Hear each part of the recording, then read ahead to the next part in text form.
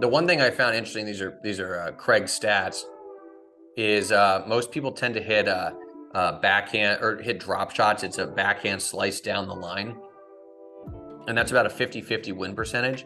What Alcaraz is doing is he'll run around a backhand, hit a forehand deep to push his opponent back. They hit the ball back cross court, and then he winds up like he's going to hammer another forehand, and then he hits a cross court forehand drop shot. So like that, but that raises his win percentage to 70%. But that is totally like a way a club player could copy what Alcaraz is doing. Like that pattern, first forehand pushes back, second forehand, you show forehand, then you hit a cross court, inside out forehand drop shot. Like you could do that and that'll work. You know, the folks you're playing aren't nearly as fast as the folks that Alcaraz is playing. So they're not going to run down like a mediocre drop shot. That's kind of like how I look at the pro game. Is like there's stuff there sitting there often in plain sight that we can copy. We just got to figure out what that is. Hey, fellow tennis nerds, I hope all is well. Today I have an exciting guest in Will Hamilton. You might have seen him on my channel. He's doing these excellent products to improve your tennis. He's also kind of an OG of YouTube when it comes to tennis because he's been on the YouTube, which is the way we call it, for a long time. So I was really keen to talk to him about his products and about his journey in tennis. And we also have a connection. He's from DC. I lived in DC 20 years ago working as a journalist. So welcome to the Tennis Nerd Podcast. Jonas, thanks for having me, man. The other connection you might not know of, you're Swedish, right? Yeah, exactly. Originally, yeah, my mom's Swedish. Oh, wow. Yeah, I did not see that coming. yeah. She, I mean, like she went to the University of Lund, is that right? Yeah. And you know, obviously fluent in Swedish and Danish. My grandparents moved here when she was 1 year old, and then she would go back and forth. That's cool. Yeah. Wow. Yeah. How's your Swedish? It's awful. Jagar William. Not bad. And I can say skål, obviously. That's the most important part. Yeah, especially if you're Swedish. For the folks who don't know what skål means, it just means cheers. Yeah, it's a good word to know. Yeah, and it's that's why you have yellow and blue in your fuzzy yellow balls colors, right? Exactly. I didn't think about that, but we do have some of the Swedish flag in there. Yeah. That's cool. So give me some insight of how this all started for you. Like, how did you get into tennis? How young were you? Were you competing and so on before you got into fuzzy yellow balls? Yeah, I got in basically as soon as I could hold a racket. My dad taught himself how to play on a dirt court in Chester, South Carolina, which I'm sure nobody listening knows where that is. It's essentially kind of a rest stop almost in between Columbia, South Carolina, and Charlotte, North Carolina. But when I was a baby, I had a tennis ball in my is it pronounced mobile or mobile? Well, the thing that spins around over your head when you're a baby. It's a mobile, I think. I think it's a mobile, yeah. So I had a tennis ball in my mobile, and then as soon as I could hold a racket, Dad took me out and, you know, we started hitting and played in high school, played in college. And after I graduated from college, I taught at the tennis center at College Park, Maryland. Like you mentioned before, I moved back to DC where I'm from. And the JTCC is where Francis Tiafoe came out of.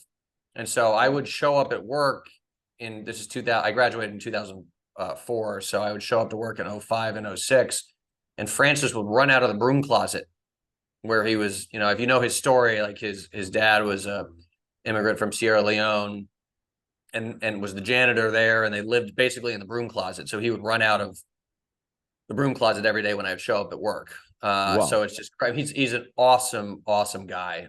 So I couldn't be happier for his success. But that's sort of my in-person teaching background. And then in 2007-ish, 6, 7, somewhere, maybe it's 2006, I was bouncing around this new website called YouTube, and there was one tennis instructional video on YouTube, and it had 55,000 views, which back then was an insane number of views. I saw, I mean, that's like millions today.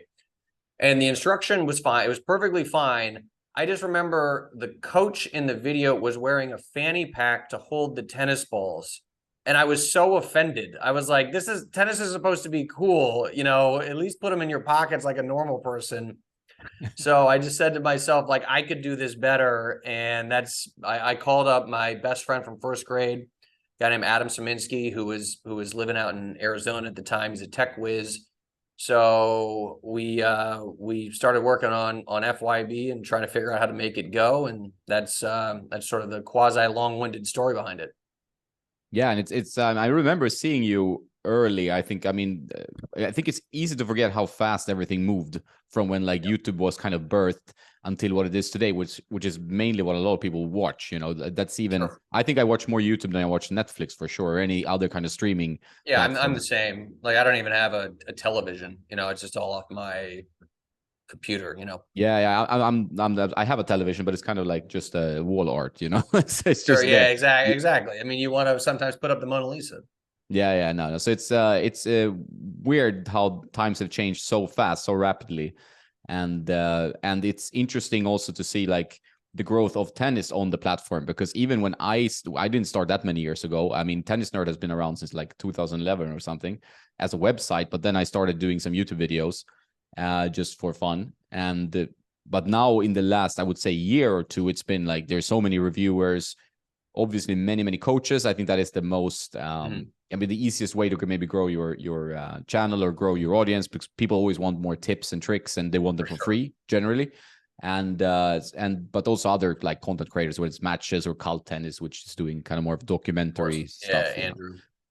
So huge growth, but you did it like in a slightly different way. You have some very interesting products. I've used several of them, even before we started getting to know each other. And you went that way of trying to build a very high-end production with, like, you work with Brian Brothers, right? And Navratilova and some other players. How did you get into that? Like, what was your kind of transition from more YouTube into more professional kind of style content?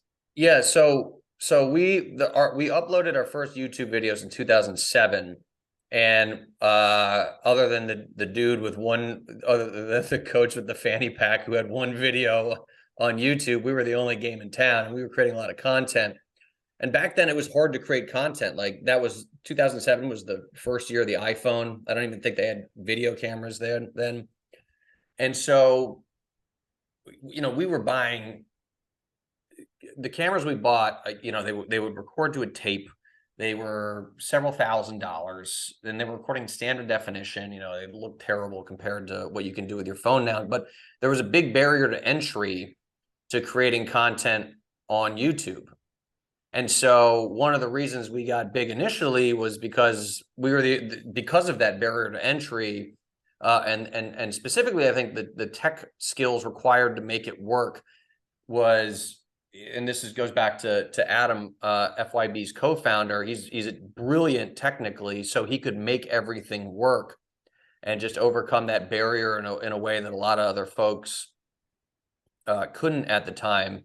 Now, the challenge back then was we were getting millions of views. I mean, I think we've had 70 million views on our YouTube channel, but most of them were from over a decade ago when we were really cranking out content. But YouTube's ad platform back then wasn't nearly as mature, so you wouldn't make that money off of ads. We didn't make any money, literally like no money, for the first 3 years, 2007 to 2010.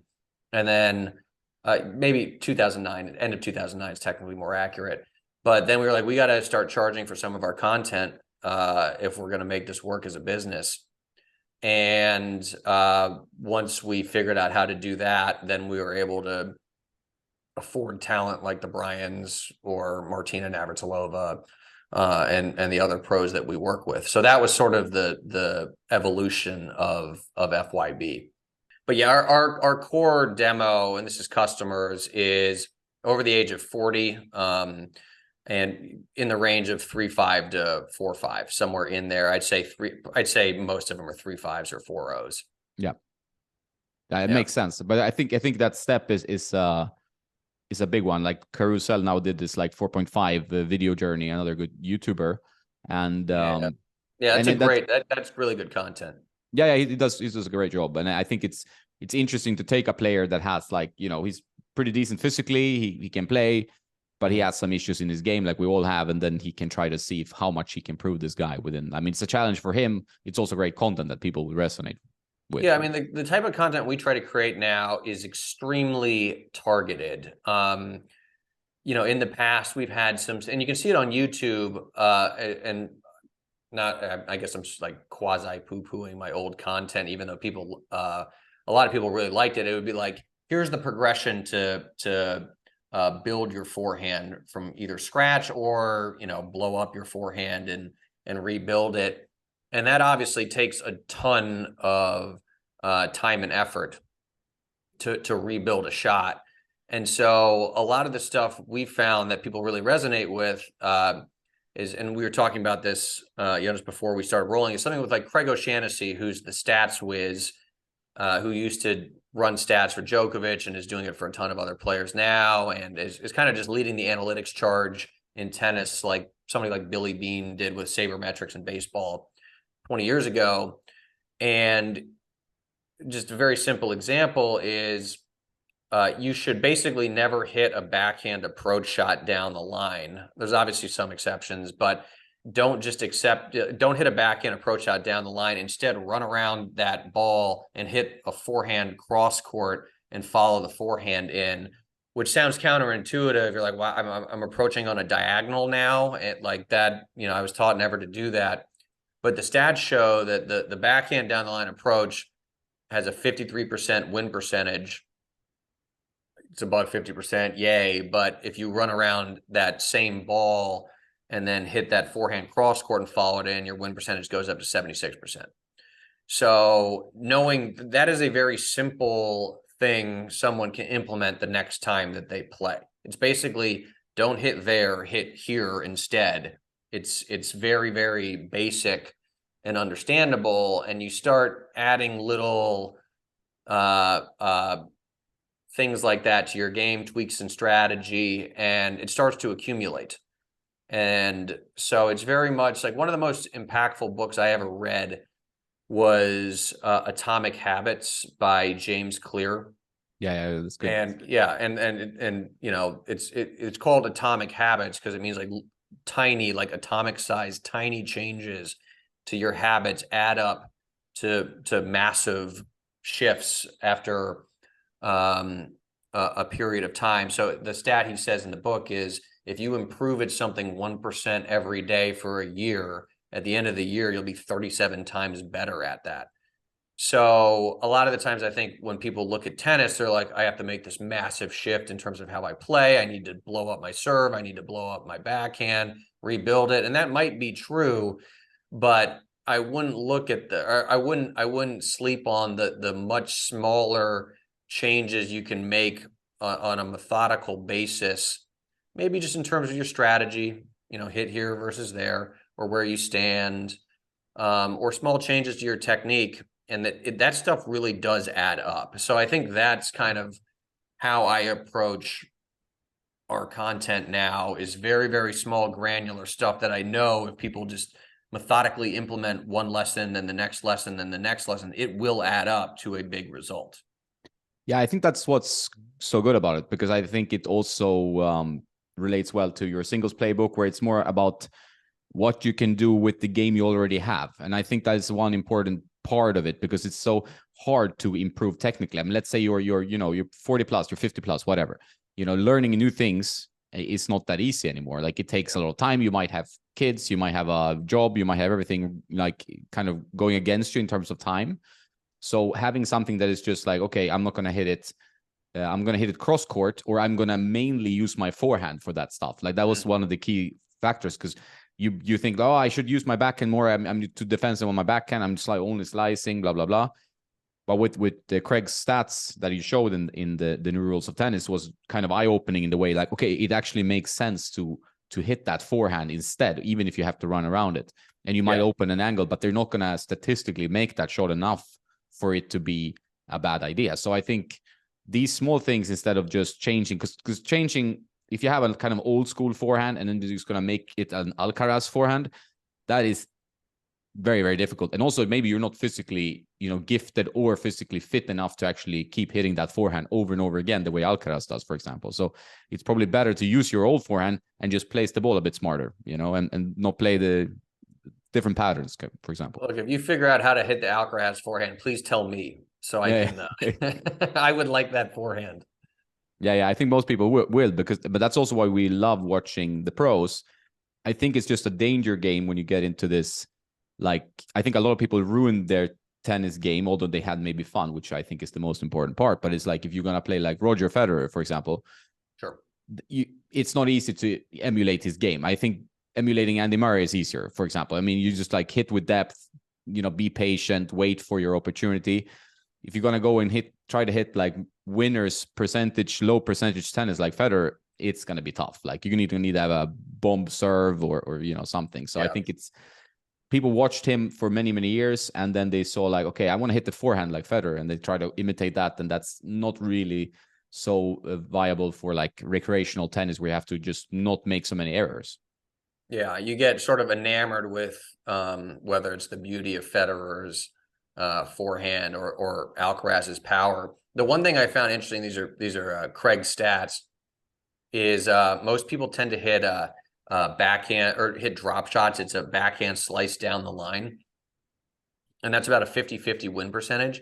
What Alcaraz is doing is he'll run around a backhand, hit a forehand deep to push his opponent back. They hit the ball back cross court, and then he winds up like he's going to hammer another forehand, and then he hits a cross court forehand drop shot. So like that, but that raises his win percentage to 70%. But that is totally like a way a club player could copy what Alcaraz is doing. Like that pattern: first forehand pushes back, second forehand you show forehand, then you hit a cross court inside out forehand drop shot. Like, you could do that, and that'll work. The folks you're playing aren't nearly as fast as the folks that Alcaraz is playing, so they're not going to run down like a mediocre drop shot. No, exactly. So that's kind of like how I look at the pro game. Is like there's stuff there sitting there often in plain sight that we can copy. We just got to figure out what that is. So that's why, Craig has figured it out from the stats standpoint, or like Martina Navratilova with how she teaches the volleys is quite interesting, and I know has helped my volleys and helped the folks we've she basically is like, you don't want to cock your wrist up too much because you end up hacking down on your volleys that way. You want much more neutral wrist position. But little things like that are super valuable. Yeah, and also they're much easier to implement. I think when you're getting extremely technical, it's harder to break down. I mean, unless you have really unlimited time to go out with a ball machine, or you want to hit fed balls, you have a coach, and a lot of people don't have that. They just go and they play their, they have few hitting partners. They might play like a set, 3 times a week, 2 times a week. This is the normal tennis player, like, or maybe they play some club league or doubles or whatever. And they have to work with what they have in terms of time as well, which I think is important, right? But you can always use a match for like, I'm gonna try this specific pattern to play, and that's gonna, you're gonna be doing something proactive to improve your game, and you'll see what works in the context of the shots you got and what doesn't. But that is, I'm very much. It's always this fine line of like, you don't want to tinker with your game too much during a match, because then you start thinking about what you're doing and you're not kind of more present and competing. But I'm trying to work on something when I'm playing a match, just for the point that you have a limited amount of time. It'll often be like a strategy that, I'm trying to implement. So, and typically less technique, but just like everybody else, I start thinking about how I'm swinging, and then I start missing a bazillion returns. I think the main thing to think about during a match is more on like, what is your opponent doing? Trying to use that, like, where does he have weaknesses, or she have weaknesses, and also like how can you use those, or use your own game to the max? Not think so much about, why am I hitting I should hit a bigger forehand. I don't think that's gonna help. It's not easy to do technical improvements during a match, I think. But strategical improvements, I'm sure you can, because that's gonna win you the matches. So you're 100% right. So how often do you play yourself, matches or training? I probably play 3 times a week. I'd say maybe 3.5. I get out there a good amount. I'll play Probably a couple times a week with my dad. So my dad's 84 and I'm 41. So we'll play father-son doubles, and dad will get one of his buddies and I'll get one of my buddies. And we'll have a good like even match, you know, because it's somebody my level and somebody dad's level. And so that's I'm lucky enough obviously to live near my parents, so I'll play with my dad at least once a week. Often we'll play twice a week. Like we're gonna hit tomorrow, just hit singles basically, but then this weekend we'll get some games. And then there's DC surprisingly has got a really good group of like ex-college players, like a lot of ex-D1 guys. So I've got a good group here of guys who can ball. So, you know, played last night singles. It was the second time I played I play a lot of dubs now. It was the second time I hit singles in probably this year. And it's like, man, I'm sore. Like, you know, like, you got to work when you play singles. Yeah. I played Will Bosek, I think his name is. He's a doubles specialist guy. Yeah, from Tennis Tribe. Yeah, Tennis Tribe. Yeah. And but he lives in like Dallas, doesn't he? Yeah. No, we play. He was in Austria for this head Wii gravity. tennis. Like, how did that work? Okay. Yeah, so he was in this for this Austria gravity event. So I met him in Austria. I didn't know about him before, and we just started hitting a bit. And he said like, "Oh, I'm not used to doing this. Like, this is like," I'm like, "What are you not used to? You're a tennis guy, right?" But he's like, "I'm doubles all the time doubles," and I'm like, "Okay, yeah, I get you know that's completely different sport. Like you approach it differently." So that was quite interesting. Doubles is more forward and back, and singles is more side to side. You're like, oh. Yeah, and a little bit more intense. Obviously, you need to cover more of a court, I would say. I play this game. I learned from this is a good one if you don't know it. I learned it from Lawson Duncan, who made it to the fourth round of the French Open in 2000. In 89. He's probably like 56, 57 now. If he's lost a step, he's lost like one step. I mean, the dude is still just money. And he's a pro outside of Asheville, North Carolina, where I go and spend some time over the summer. So I'll go and play with him, which is just such an interesting challenge, playing, you know, a guy who is that good. And he has a game called Tug of War, where it's a singles drop and hit game. So there's no serves, but like, you know, if we were playing, we'd start at 5.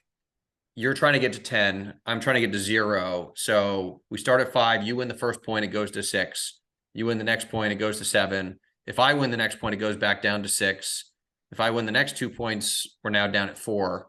Right. So it's just this back and forth, and you get somebody you're evenly matched with. I mean, the game, I've played the game for like an hour, and eventually the person who is in better shape ends up winning in a situation like that. But it's like the best workout you could ever get. That's great. I like that. I didn't know about this game. Yeah. It's called Tug of War. But I learned that from Lawson, who was like, he said he used to do it with Lendl back in the day. And I mean, Lawson, his forehand's insane. One of the biggest forehands I've ever seen. Even now, like his forehand is bigger than a lot of the Pro Tour, like current player forehands. Things is nuts, but he's just in incredible shape.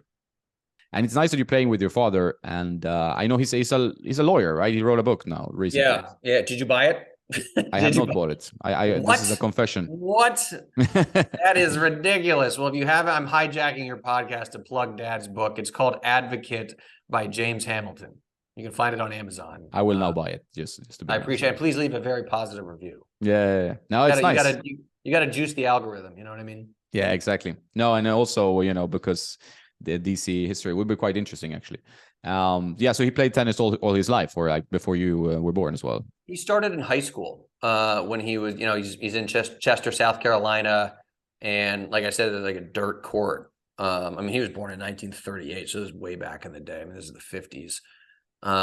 So, you know, wooden racket, dirt court, and you know, I think he said he used to slice his forehand until he was in his 40s. So you can change your technique. Now he hits with some topspin. Yeah, not as much as me, but you know, some. Yeah, no, I know. Same with my father. We play because we're both in Spain now, and we play at least once a week.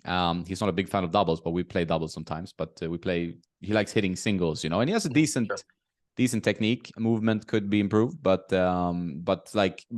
getting them to hit with more spin. That's usually harder when you're playing with older players generally. I would not all Well, of they them. hit with spin. It's just backspin. Yeah, Like yeah, exactly. Dad's got a great slice backhand. I think it's sweet.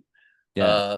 But he's not gonna hit any rollers or any dipping passing shots. We were trying to work on it. So I see it as a bit of my kind of like I like coaching people in person.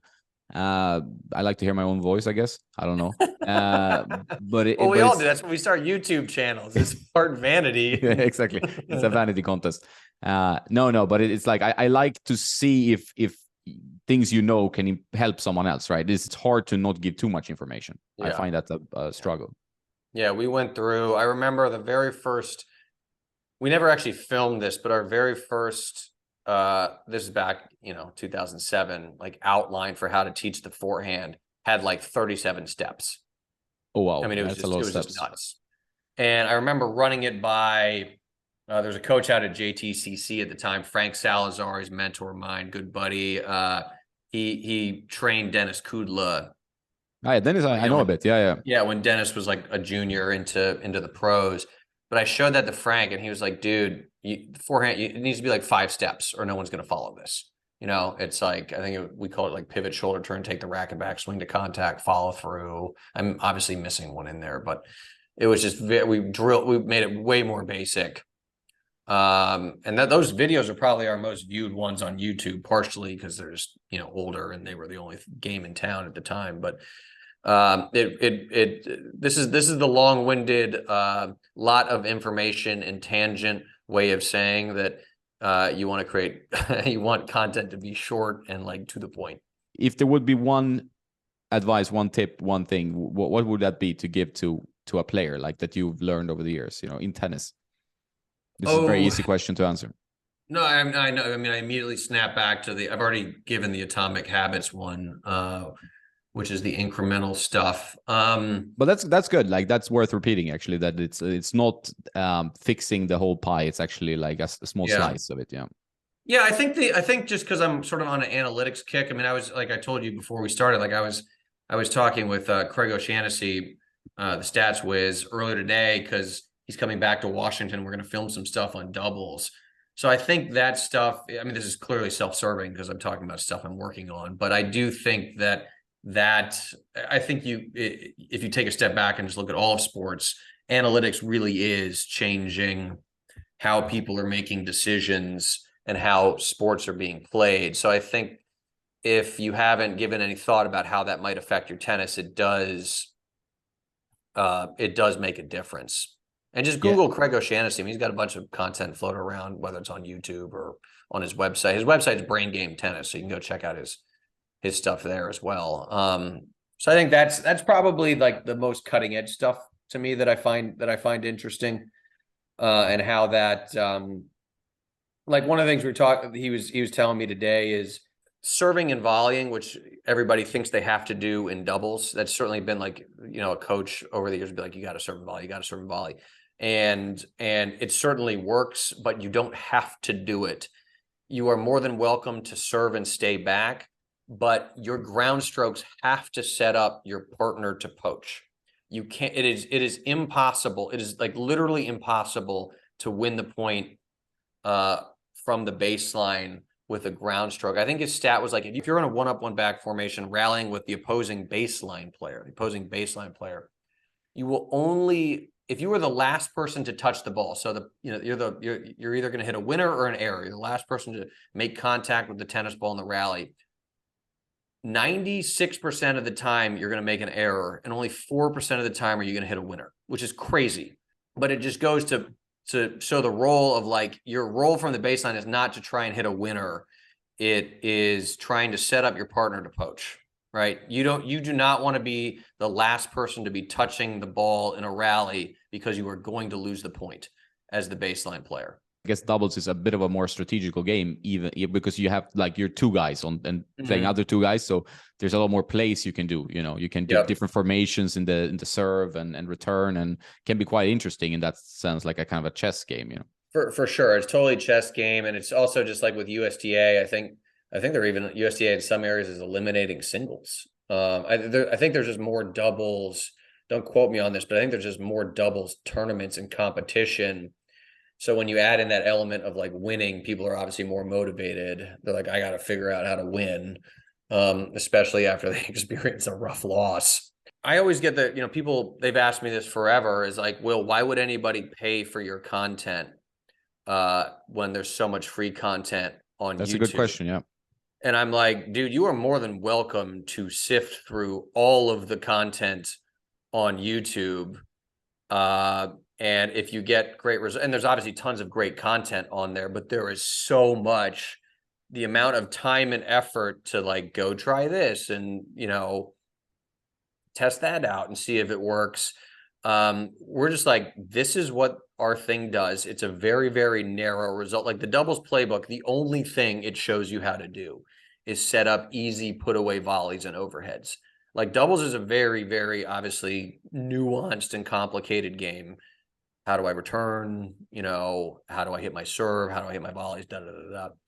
And all we show you how to do is set up an easy put away volley or overhead.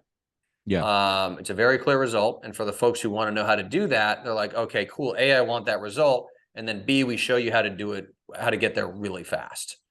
For there's 48 plays and like every one of them, every video is 3 to 5 minutes. So you just figure out what the situation is that you want to, get that easy put away volley and overhead. And we show you how to do it. It was really nice talking to you, and I wish you all the best of success with all your new products. Have a great day in DC, and we'll hopefully catch up in person soon. Yeah, man, Yos, I appreciate you having me on, and thanks everybody for listening.